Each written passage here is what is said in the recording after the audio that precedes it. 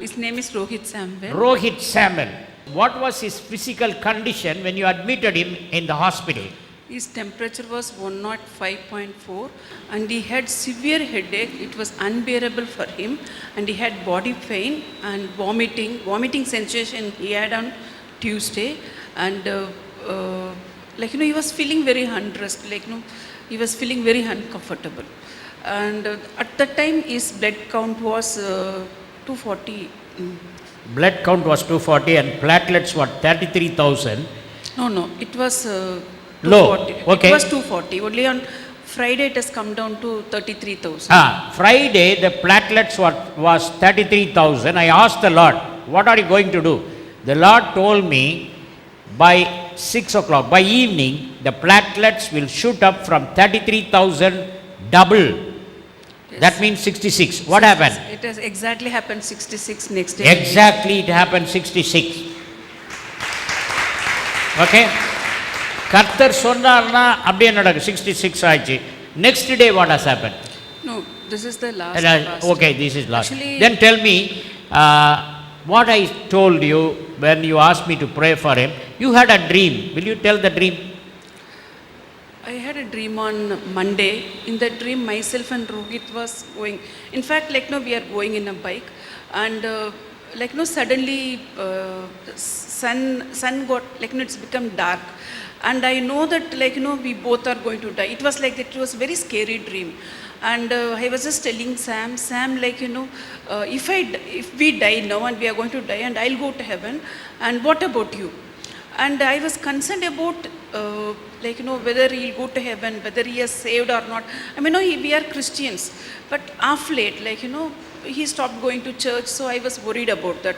I had the dream on Monday.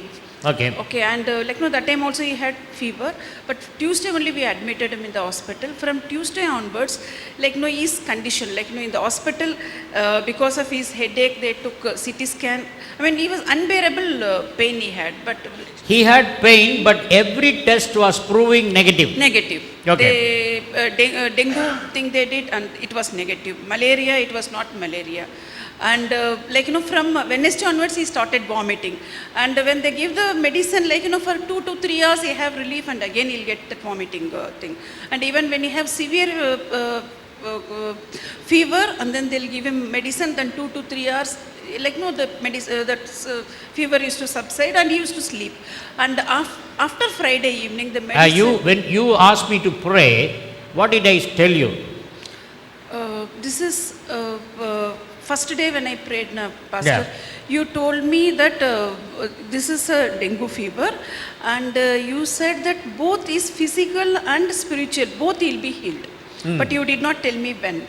And the last day, Friday night, we had that is what he was going through a very tough time. He was continuously vomiting, fever was not going down, and he was sweating and body pain, and the whole night we were suffering. Doctor came, nurses came, and we are giving him that ice this thing, but fever was not coming down. And morning he said that let us go home. And Rohit had a trust on doctor till that time. He always used to say, call doctor, call doctor. And Friday night, Saturday morning, he thought that there is no hope in doctors. Then at that point, I was speaking to you and I was crying. Did I tell you that I was crying? That is on Saturday morning. Sorry, tell me what has happened. What I told you. Saturday morning, I called around 7 o'clock, Pastor, and I was crying, and I told you that my son, he's in a very bad situation, and his fever is not coming down. Then you said, in the name of Jesus, you are arresting that fever and the vomiting sensation. It will when I told you I am arresting the fever and vomiting sensation, after I told you what has happened. At the time, the sister came to check his. And now, when I prayed the temperature to go down, at that I told you the temperature will go down to 98.4. Yes, is it? Yes, you told Immediately the nurse came. He was having 105.5. No, I prayed and Lord told me 98.4. When the nurse immediately came and put a thermometer, what was the temperature? It was the normal 98.4. Praise the Lord. It's a sudden. 105.5 after prayer has become 98.4. which is the normal human temperature. Okay? Then His vomiting also stopped him. vomiting stop. Then And he should be eating, I And said. he slept for some time and he got up. And you also told me that 12 o'clock you will call me. You asked me to call and you have given your personal number. And he slept for some time and he got up and he ate little and again he slept. Then around 12 o'clock he got up and the lunch has come. Normally from the hospital they'll provide. And he ate that rice and rasam. And by the time somebody came, Another thing I remember, sister, whether you correct me if I am wrong. I told Rohit will be discharged within 48 hours. Yes. Did you remember? You told me that. Then- Around 12 o'clock when I called you, you told me. 48 hours he'll be 48 discharged. hours he'll be The Lord told me like that. So what happened? He was discharged on Monday. Exactly like that. Exactly. Praise the Lord. Hallelujah. That's fine. And then tell me, you were wondering why I had to cry because I have not seen you, I have not seen him. You I told- prayed for this boy at least for 3.5 hours. You told me that 12 o'clock when I called you, when he was completely healed, he was talking, then I called you. Then that time you told me that நான் என் பேரனுக்கு எப்படி மரண படுக்கையில் இருக்கும்போது அழுவேனோ அந்த மாதிரி நான் அழுதேன். You told me. I don't know why I was crying and crying for this boy whom I have not seen. அழுதேன், கண்ணீர் விட்டு அழுதேன். எனக்கே இதை அந்த யார் தெரியாத ஆளுக்கு போய் ஏன் அழுதுட்ருக்கோம். அழுகிறேன்னா ரொம்ப சோகத்தில் அழுகுது. அப்போ தான் I saw some hand gripping you like that. When I cried and prayed, the hand just lifted. Did I tell you that? You, What did I say? Say that. You told me that he is not healed because of the medicine, and there was this demonic hold on him, and when you prayed, like no, it got this thing. Because of that, he healed you. So within 48 hours, he is discharged. Discharged. Thank you very much. All the way from Bangalore, they have come to testify this thing. Rohit, how do you feel now? Can you say a few words? Lot better. You are okay, perfectly all right. Perfect. God bless you, Rohit. You have to study well and then shine in the educational field. God bless you. Thank you very much. Our God is an awesome God. I cannot heal a crow or a bird, but what the Lord tells me, so clearly I understand. And then I tell them and it exactly happens what it is said. தேவனுக்கே மகிமை. நான் வந்து corona தேனிலேருந்து வரேன். I'm studying in DMHNU school. I have scored very low marks in test. No friends are there for me. They all left me. I am very lone. I feel very lone. But Jesus is with me. என் தாயும் தகப்பனும் என்னை கைவிட்டாரும் கர்த்தர் என்னை சேர்த்துக்கொள்வார். After the prayer, what is your present status of education? I have got a lot of memory power. Your memory power is restored. ஆண்டவருடைய நாமம் பரிசுத்தப்படுவதாக. ஹல்லேலூயா. நாங்கள் தேனி மாவட்டத்திலிருந்து வந்திருக்கிறோம். என் மகள் அருள் கரோனா 10th படிக்கும் பொழுது திடீரென்று படிக்க முடியாமல் போய்விட்டது. கண்களெல்லாம் அடைத்து விட்டது. புஸ்தகத்தை அவளால் பார்க்க முடியவில்லை. அந்த பள்ளிக்கூடத்திலே முதலாவது மாணவியாய் வந்து கொண்டிருந்தால், எல்லாவற்றையும் 100 மார்க் எடுத்து கொண்டிருந்தால், திடீரென்று எல்லாவற்றையும் 40 மார்க் எடுக்க ஆரம்பித்தாள். அவளுக்கு மனம் பிரமை வந்து விட்டது, டிப்ரெஷன் வந்து விட்டது. என்ன செய்வதென்றே தெரியவில்லை. ஐயாவிடத்தில் ஓடி வந்தோம். ஐயா ஜெபித்தார்கள். ஜெபித்த உடனே மறுபடியும் அந்த ஞாபக சக்தி அவளுக்கு திரும்ப வந்தது. தேவன் அறிவை கொடுத்தார், ஞானத்தை கொடுத்தார். கணக்கில் 98 மார்க்கில் எடுக்கும்படி கர்த்தர் உதவி செய்தார். பொலிட்டிக்கல் சயின்ஸில் 97 மார்க் எடுக்க உதவி செய்தார். தமிழில் கூட 92 மார்க் எடுக்க உதவி செய்தார். டோட்டலாக 92% எடுக்கும்படி Total 92%. ஹல்லேலூயா. எங்கள் தெய்வமே ரபுனி ஓ ரபுனி நல்ல போதகரே சர்வ வல்லவரே எல்ரோயி என்னை காண்கிறவரே இன்னும் சத்தத்தை உயர்த்தி ஆண்டவரை நோக்கி சர்வ வல்லவரே எல்ரோயி எல்ரோயி என்னை காண்பவரே ஓ தந்தையே இயேசுவே ஓ இயேசுவே ஆவியானவரே தந்தையே, என் இயேசுவே, என் இயேசுவே, தூய ஆவியானவரே. கைகளை உயர்த்தி ஆராதனை உமக்கு, ஆராதனை உமக்கு, ஆராதனை. உன்னில் உள்ள மகிமை. மகிமையின் கர்த்தர் நமக்குள்ளே இருந்தால் நமக்குள்ளே மகிமை இருக்கிறது. எந்த மகிமை? அந்த நாட்களில் ஆசரிப்பு கூடாரத்தில் மகா பரிசுத்த ஸ்தலத்திலே ஷெகேனா என்ற மேகத்தின் மகிமை இருந்தது. அந்த மேகத்தின் மகிமை அங்கே இருந்ததை யாம் கிப்பூர் நாளிலே ஆசாரியன் போய் அந்த மகிமையை சந்தித்தான். அந்த மகிமையானது ஆலயத்திலே ஆசாரியனுக்கு வருடத்திற்கு ஒரு நாள், 360 நாளுக்கு ஒரு நாள் உள்ளே போகும் ஸ்லாக்கியம் கிடைத்தது. ஆனால் என் அருள்நாதர் இயேசு கிறிஸ்து கல்வாரி சிலுவையிலே முடிந்தது என்று சொன்னவுடன் தேவாலயத்தின் திரைச்சீலை மேலிருந்து கீழ் தொடங்கி கிழிந்ததினாலே ரட்சிக்கப்பட்ட எனக்குள்ளே அந்த ஷெகீனா மேகமானது உள்ளே வந்து உள்ளே வாசமாயிருக்கிறது. இந்த உள்ளே வாசமாயிருக்கிற அந்த மகிமையின் மேகத்தை நாம் உணரவில்லை. நமக்குள்ள இருக்க தெரிஞ்சதெல்லாம், பாஸ்டர் நெஞ்சு இங்க வலிக்குது, வயறு இங்க வலிக்குது, முது இங்க வலிக்குது. நமக்குள்ள இருக்குது வலிதான் நமக்கு தெரியுத ஒழிய மகிமையின் மேகம் நமக்குள்ள இருக்கிறது என்பது தெரியவில்லை. எனக்கு தெரியும். I talk to the glory cloud.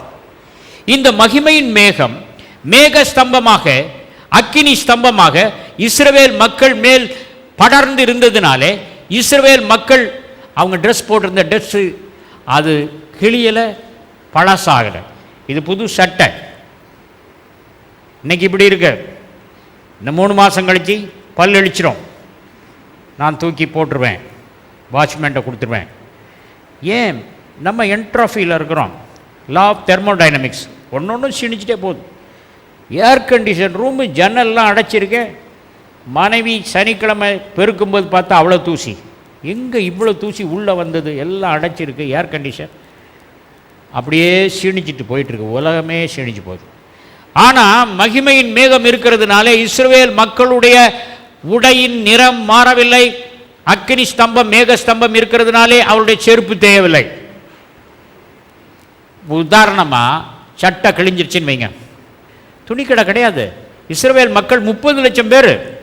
30 லட்சம் பேருக்கு ஷாப்பிங் பண்ணணும்னா எவ்வளோ துணிக்கடை வேணும்? அவங்க பயணிகளாக இருந்தார்கள் வனாந்தரத்தில். மம்மி, எனக்கு அடுத்த பிறந்த நாள் ஆச்சு, சட்டை ரொம்ப சின்னதாக இருக்குது, பிடிக்குது, புது சட்டை வேணும். டேய், புது சட்டை எங்கடா இருக்குது? துணிக்கடை. ஆண்டவர்கிட்ட போய் கேளு. நாளைக்கு பிறந்தநாள் மம்மி, புது சட்டை வேணும். தூங்கி எழுந்திரிச்சு காலையில் பார்த்தா அந்த சட்டை பெருசாகிடுச்சு, புதுசாகிடுச்சு, பெருசாகிடுச்சு. செருப்பு சின்னதாக இருக்கு மம்மி. அடுத்த நாள் காலையில் செருப்பு பெருசாகிடுச்சு, 6, 7 ஆயிடுச்சு. அப்படி இருந்தால் நமக்கு நல்லா இருக்கும் இல்லையா? நம்ம துணி எடுக்க வேண்டியது இல்லை. சாப்பாட்டுக்கு கேன்டீன், ஹோட்டல் தேடி போக தேவையில்லை. வீட்டிலே ஹோம் டெலிவரி. எல்லா நோய்க்கும் சர்வ ரோக நிவாரணி மன்னா. கர்த்தருக்குள்ள அன்பானுள்ள அதான் மகிமை. ஆண்டவர் எனக்கு அந்த மகிமையின் தளத்தில் செல்லும் ஸ்லாக்கியத்தை கொடுத்திருக்கிறார். அந்த மகிமையின் தளத்தில் இருக்கும்போது ஆவியானவர்கிட்ட பேசினேன். அவர் சொன்னார், காலத்தில் நீ பின்னால் போகலாம், முன்னால் போகலாம். மகிமையின் தளத்தில் இருக்கும்போது டைம் லிமிட்டேஷனே கிடையாது. There is a breakthrough of time. உங்களுக்குள்ளே மகிமை இருக்கிறது. உங்களுக்கு உள்ளே இருக்கிற மகிமை ஆசரிப்பு கூடாரத்தில் இருந்த செக்கினா மகிமை. அந்த மகிமையை உள்ளேயே கம்பி எண்ண வச்சிடாதங்க. அந்த மகிமையை கொஞ்சம் வெளியே அனுப்புங்க. ரோமன்ஸ் 13:14. துர் இச்சைகளுக்கு இடமாக உடலை பேணாமல் இருந்து கர்த்தராகிய இயேசு கிறிஸ்துவை தரித்துக் கொள்ளுங்கள். துர் இச்சைக்கு இடமாக உடலை பேணாமல். உலகத்து டீச்சர்லாம் என்ன சொல்றாங்க? என்னைய பார்க்காதே, ஆண்டவரை பார், நான் ஆனால் என் பிரசங்கத்தை கேள் அப்படின்னு. அப்படி இல்லை, நம்மளை பார்க்கணும் ஐயா. இயேசு கிறிஸ்து அந்த பிரசங்கத்தில் என்னெல்லாம் சொல்கிறாரோ அதெல்லாம் அவர் செய்துட்டு தான் அதுக்கப்புறம் அவர் பிரசங்கம் பண்ணார். இயேசு கிறிஸ்து வந்து உங்கள் சத்துருக்களை சிநேகியுங்கள், உங்களை சபிக்கிறவர்களை ஆசீர்வதியுங்கள் அப்படின்னு பிரசங்கம் பண்ணிட்டு சிலுவையில் ஆணி அடிக்கிறேன். பயல்களை நீங்களாம் உருப்படுவீங்களாடா? யாரை அடிக்கிறீங்க? நான் சிலுவையிலிருந்து அப்படி தான் சொல்லியிருக்கேன். ஆனால் அவர் சத்துருக்களை சிநேகியுங்கள் என்று போதித்தார். போதனையை சாதனையிலே பிதாவை இவர்களுக்கு மன்னியும் தாங்கள் செய்கிறது என்னதென்று அறியாதிருக்கிறார்கள் என்று சொன்னார். நேஷ்னல் ஃபுட்பால் லீக்கில் வந்து கடைசி 2 நிமிஷம் ரொம்ப இம்பார்ட்டன்ட். 2 டீமு உற்சாகமாக விளையாடுது. மணிக்கணக்கில் லட்சக்கணக்கான மக்கள் பார்த்துட்டு இருக்காங்க. ட்ராவில் இருக்கு. கடைசி 2 நிமிஷம் அம்பையர் அனௌன்ஸ் பண்ணுறான், லாஸ்ட் 2 minutes. ஒரு பெனல்டி கிக் வந்துச்சுன்னா ஒரு கட்சி ஜெயிக்கிறோம். கடைசி 2 நிமிஷத்தில் தான் ஜெயிக்கிறது. பயங்கரமாக வாழ்ந்திருப்பான். ஆனால் கடைசியில் சாக போகிறதுக்கு முந்தி கர்த்தாவே ரட்சியம் அப்படின்வான், பரலோகத்தில் நுழைஞ்சிருவான். Last 2 minutes is important. கர்த்தருக்குள் அன்பானவர்களே, சிம்சோனுக்கு தேவன் வல்லமையின் பலத்தை கொடுத்தார். தாடை எலும்பை கொண்டு 1000 பேரை கொல்லும் வல்லமையை கொடுத்தார். 2 நிமிஷம் தெலைலால பார்த்தான், இந்த பொண்ணு நல்லா இருக்குது, கட்டிக்கிட்டாமா அப்படின்னா அவன் வல்லமையெல்லாம் கடன் வச்சிட்டான், அடவு வச்சிட்டான். அந்த பொண்ணுக்கு என் பலம் நகத்தில் இருக்குன்னா நகத்தை வெட்டியிருப்பான், பலம் போகாமல் இருந்திருக்கான். அவன் முடியல ரகசியத்தை சொல்லி தொலைச்சிட்டான். Love is blind. அதனால் என்ன ஆச்சு? எதிரியின் பாசறையில் கண் பிடுங்கப்பட்டவனாய் மாவாட்டி கொண்டிருக்கிறான். 2 நிமிஷம் பார்த்தான், விழுந்துட்டான். 2 minutes decides your future. எல்லாரும் யுத்தத்துக்கு போயிருக்காங்க. தாவிராஜா உப்பரிகை மேலே உலா வந்துக்கிட்டு இருக்கான். His eye committed a sin. அந்த பாவத்துக்காக பத்சேபாளுடைய கணவனை கடைசியில் என்னாச்சு? அவனையும் கொன்றுடான்னு சொல்கிறான். ஒரு அடல்ட்ரி, ஒரு மர்டர், 2 பண்ணி 2 minutes. விசுவாச பாதையில் உற்சாகமாய் ஆவியில் நிறைந்து போய்கொண்டிருக்கிற நீ 2 நிமிடத்தில் விழுந்து போகக்கூடும். நிற்கிறேன் என்று சொல்கிறவன் விழாதிருக்கும்படி ஜாக்கிரதையாய் இருக்க கடவன். துர் இச்சைக்கு இடமாக உடலை பேணாமல். இந்த உடல் துர் இச்சைக்கு உரியது அல்ல. கர்த்தராகிய இயேசுவை தரித்து கொள்ளுங்கள். இதில் என்னன்னு சொன்னால், நம்ம தமிழ் வார்த்தைகளில் உள்ள தரித்து கொள்ளுங்கள் அப்படிங்கிறது கிறிஸ்துவை அணிந்து கொள்ளுங்கள் அப்படிங்கிறது தமிழ் அர்த்தம், அணிந்து கொள்ளுங்கள். ஆனால் என்டியோங்கிற அர்த்தம் ரொம்ப டீப், ஆழமாக தோண்டி அது அர்த்தத்தை பார்த்தேன் வைன்ஸ் எக்ஸ்பாசிட்டரி டிக்ஷனரியில். அதில் என்ன ஒரு உதாரணம் சொன்னால், சில சமயத்தில் சின்ன பொண்ணுங்க இருக்கும் இல்லையா, அது என்ன செய்யும், அம்மா மாதிரி ஆகணும்னு ஆசாயி, மம்மி உங்கள் சேலையை நான் உடுத்துட்டா அப்படின்னும். உடனே அம்மாவும் சரி சரி அப்படின்னு சொல்லி அந்த சேலையை 2ஆக மடித்து இதுக்கு சுற்றி கட்டி தலையை முக்காடு போட்டு கண்ணு மாத்திரம் தான் தெரியும். அந்த பொண்ணு அந்த துணிக்குள்ளே, அந்த சேலைக்குள்ளே, அம்மா 6 முழ சேலைக்குள்ளே அப்படியே மறைஞ்சிரும். 2ஆக மடித்த சேலையில் நடக்குது, இப்படி இப்படி இப்படி நடக்கும். ரொம்ப சந்தோஷம், அம்மா ஆயிட்டோன்னு சொல்லிட்டு. உடனே அதுக்கு ஒரு பொம்மை கொடுக்கணும், ஒரு புள்ள விடணும். இல்லை இன்ஸ்டிங்க்ட்டு, ஒரு பொம்மையும் கையில் வச்சுக்கோ, அம்மா ஆயிட்டோன்னு. எது மாத்திரம்? கண்ணு மாத்திரம் தெரியும். இப்படி ஒரு சின்ன பொண்ணு அம்மாவுடைய சேலையை எடுத்து சுற்றி அந்த சேலைக்குள்ளே மறைஞ்சிருக்கு பாருங்க, அதுதான் தரித்து கொள்ளுங்கள் அப்படிங்கிறதுக்கு அர்த்தம். என்டியோ அப்படின்னு சொன்னால் அந்த துணி போட்டு எல்லாம் மறைச்சிச்சு, உன் கண்ணு மாத்திரம் தான் தெரியுது. கண்ணு மாத்திரம் தான் உனக்கு சொந்தம், மற்றெல்லாம் கிறிஸ்து. உன்னை பார்க்குறவங்க எதை பார்க்கணும்? கிறிஸ்து. அந்த சின்ன பொண்ணு அம்மா சேலை கட்டி இருக்கும்போது அதுக்கு சேலைக்குள்ளே மூழ்கி போச்சு. அதை மாதிரி தான் கிறிஸ்துக்குள்ளே மூழ்கி போகணும். அதுதான் என்டியோங்கிற வார்த்தைக்கு அர்த்தம். அதுக்கப்புறம் ஆண்டவர் சொன்ன ஒரு முக்கியமான வசனம் 1 யோவான் 4ஆம் அதிகாரம் 17ஆம் வசனம். நியாய தீர்ப்பு நாளிலே நமக்கு தைரியம் உண்டாயிருக்கத்தக்கதாக அன்பு நம்மிடத்தில் பூரணப்படுகிறது. ஏனென்றால் அவர் இருக்கிற பிரகாரமாக நாமும் இவ்வுலகத்தில் இருக்கிறோம். அவர் இருக்கிற பிரகாரமாக நாமும் இவ்வுலகில் இருக்கிறோம். 1 யோவான் 4ஆம் அதிகாரம் 17ஆம் வசனம் கிபி 80ஆம் ஆண்டிலிருந்து 90ஆம் ஆண்டு வரைக்கும் அந்த காலகட்டத்தில் எழுதப்பட்டதுன்னு இறையியல் வல்லுநர்கள் சொல்லுகிறார்கள். தியாலஜி படிக்கும்போது it is written in 80 to 90 ADன்னு சொல்லி கொடுத்தாங்க. 1 John 4:17. அப்போ அப்போஸ்தலன் யோவான் எழுதுகிறான், அவர் இருக்கிற பிரகாரமாக. அவன் அவர் இருக்கிற பிரகாரமாகன்னு எழுதும்போது இயேசு எங்கே இருந்தார்? இயேசு கிறிஸ்து கிபி 33 பரலோகம் போயிட்டார்.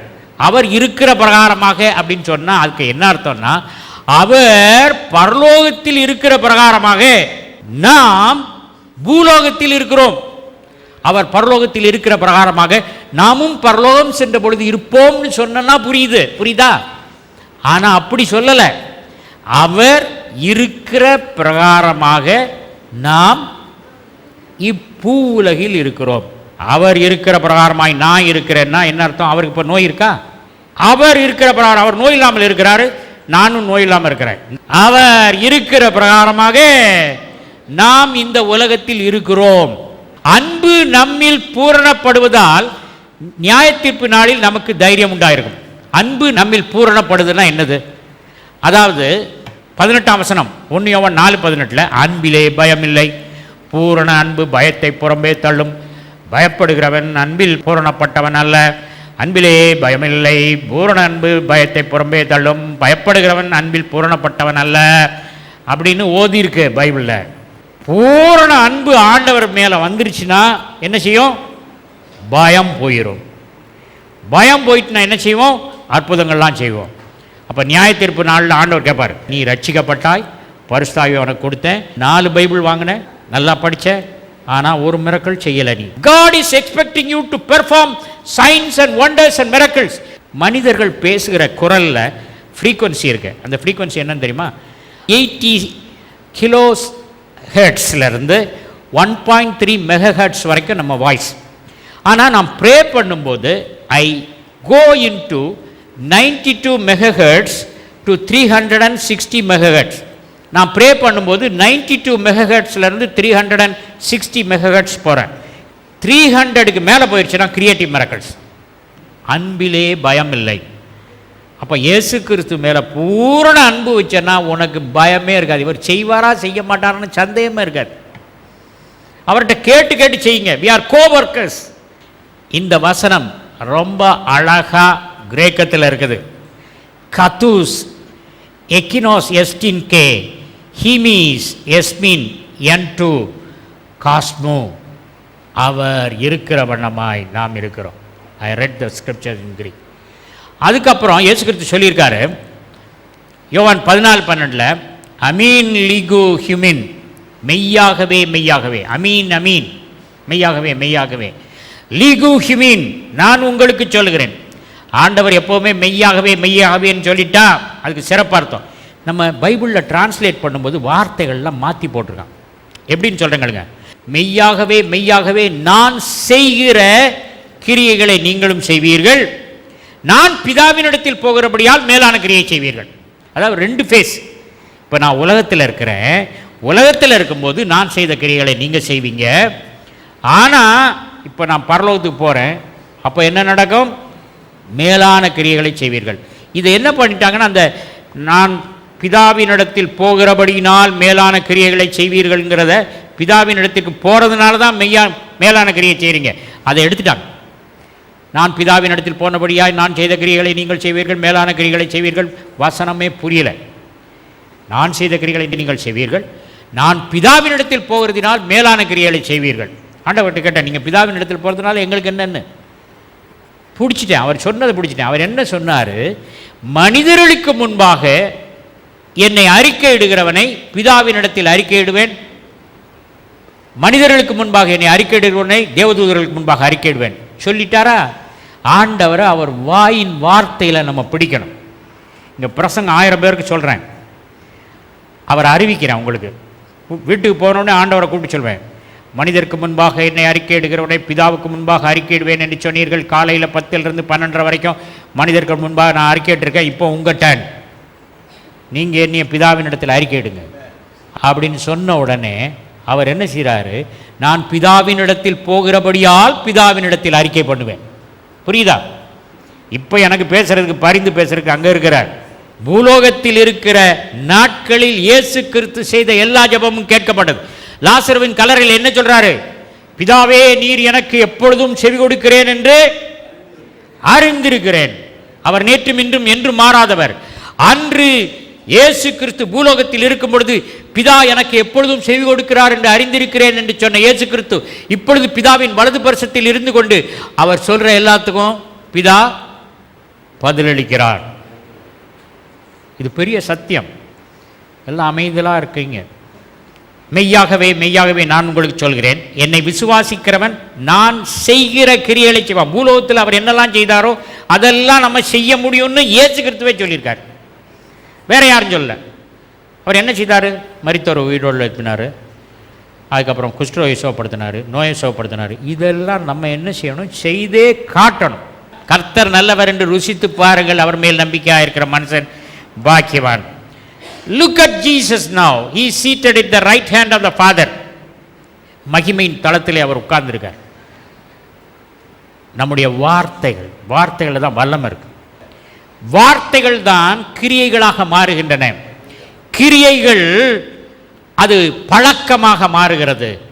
பழக்கத்தை ஆராய்ந்து பாருங்கள். பழக்கம் கேரக்டராக மாறுகிறது. கேரக்டர் டெஸ்டினியாக மாறுகிறது. உங்கள் வாழ்க்கை அப்படி அமைக்கப்படுகிறது.